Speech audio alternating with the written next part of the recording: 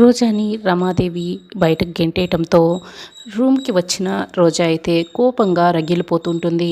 రమాదేవి, నన్నే గెంటేస్తావు కదా, అసలు ఆ రాజమణిహారం నిజంగా అది అసలైనదే, అసలైన రాజమణిహారం కాబట్టే కదా నాన్న దగ్గరికి వచ్చింది. నాన్న దగ్గరికి వచ్చిన అసలైన మణిహారం నా దగ్గరికి వచ్చింది. మరి అది అసలు ఎలా నకిలీగా మారిపోయిందో నాకు అసలు అర్థం కావటం లేదు. నా దగ్గర మారిపోయిందా అనుకుంటే అలా మారిపోవటానికి కూడా వీల్లేదు. ఎందుకంటే నేను లాకర్లో నా వేలి ముద్దలతో చాలా జాగ్రత్తగా లాక్ చేసి పెట్టాను. కానీ ఎలా మారిపోయింది అని బాగా ఆలోచిస్తూ ఉంటుంది. అప్పుడే ఫోన్ వస్తుంది.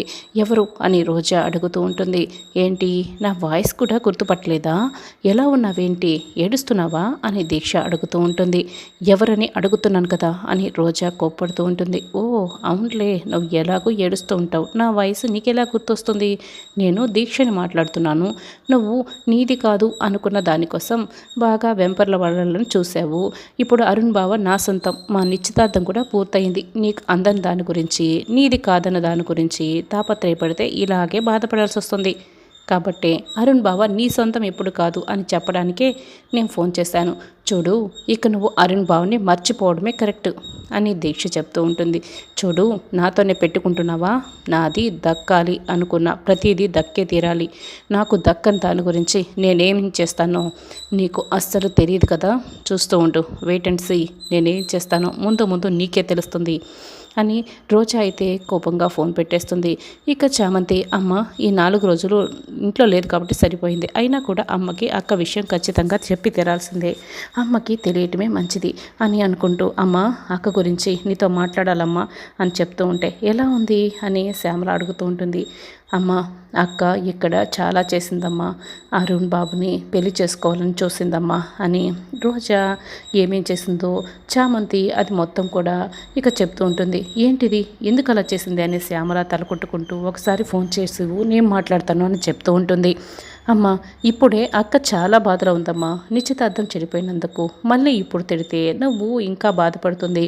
తర్వాత మాట్లాడుతూలేమ్మా, ఇప్పుడేం కాదులే అని చామంతి ఇక నచ్చ చెప్తూ ఉంటుంది. చూడమ్మా, అవమానం జరిగినప్పుడు మనిషిలో అంతో ఇంతో మార్పు వస్తుంది. అక్క ఇప్పటికైనా మారుతుందని నేను అనుకుంటున్నాను అని చామంతి అంటుంది. ఇక రోజా రమాదేవిపై ఇక ఒక ప్లాన్ చేస్తూ ఉంటుంది. చూడు రమాదేవి, ఇప్పుడు నీ టార్గెట్ అంతా నా వైపు ఉంటుంది కదా, మరి నా ఫోకస్ అంతా నీ వైపే ఉంటుంది అని బోర్డుపై 7 స్టెప్స్ అని రాసి ఉంటుంది. నన్ను ఇంట్లో నుంచి పంపించేశావు, నిశ్చితార్థం ఆపేశావు, తర్వాత నీ ఫోకస్ అంతా కూడా నా జాబ్పై ఉంటుంది అని, మొట్టమొదటిది రోజా జాబ్ నుంచి తీసేయాలి అని ఇక బోర్డుపై రాసుకుంటుంది. రిమూవ్ రోజా జాబ్ అని రోజా రాస్తూ ఉంటుంది. అక్కడ రమాదేవి మేనేజర్ని ఇంటికి పిలిపిస్తుంది.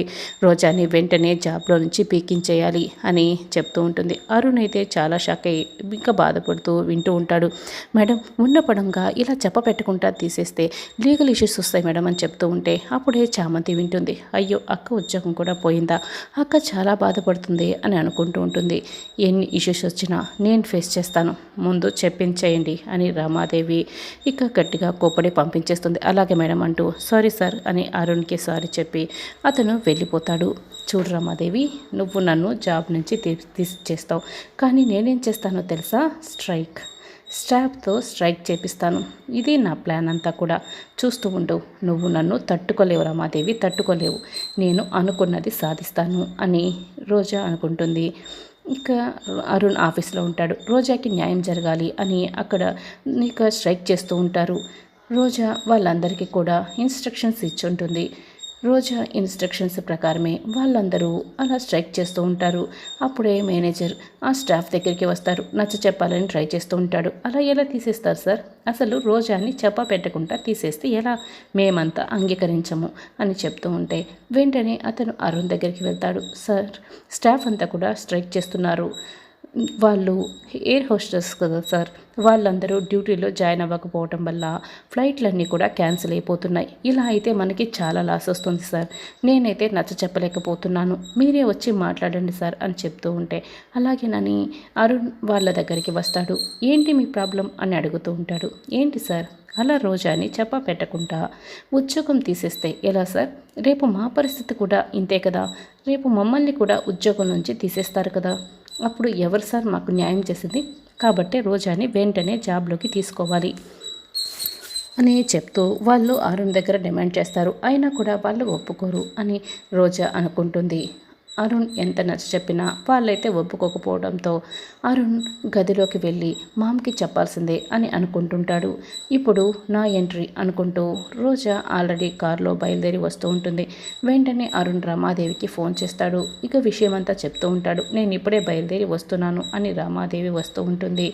రమాదేవి వచ్చేలోపే వీ వాంట్ జస్టిస్ అని రోజాని పనిలోకి తీసుకోవాలి అని వాళ్ళు గట్టిగా అరుస్తూ ఉంటారు. రమాదేవి కోపంగా అక్కడికి వస్తుంది. స్టాప్ ఇట్ అని గట్టిగా అరుస్తుంది. ఏంటి మేడం ఇలా అరుస్తున్నారు? ఇప్పుడు రోజాని మీరు జాబ్లోంచి తీసేస్తారు. రేపు మమ్మల్ని కూడా చెప్ప పెట్టకుండా తీసేస్తే మేము రోడ్డు మీద పడిపోమా?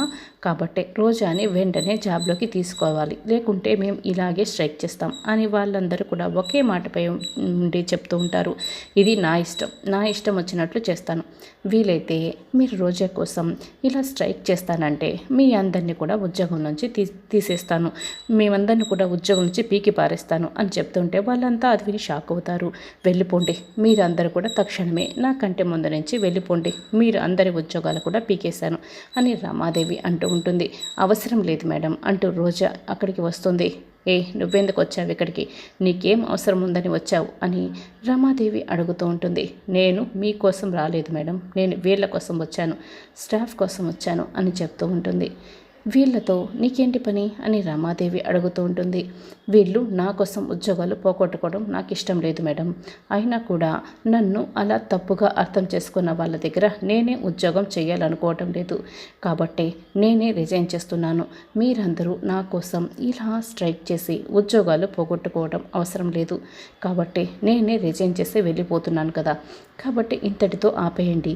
అసలు నాపై నమ్మకం లేని వాళ్ళ దగ్గర జాబ్లో నేను ఉండాలని అనుకోవటం లేదు అని నన్ను అర్థం చేసుకున్న వాళ్ళ దగ్గర నా విలువ పడిపోతుంది అని అరుణ్ వైపు చూస్తూ రోజా చెప్తూ ఉంటుంది. అందరికీ దండం పెట్టి చెప్తూ ఉంటుంది. నేను రిజైన్ చేస్తున్నాను, వెళ్ళిపోతున్నాను అని వెళ్తూ ఉంటుంది.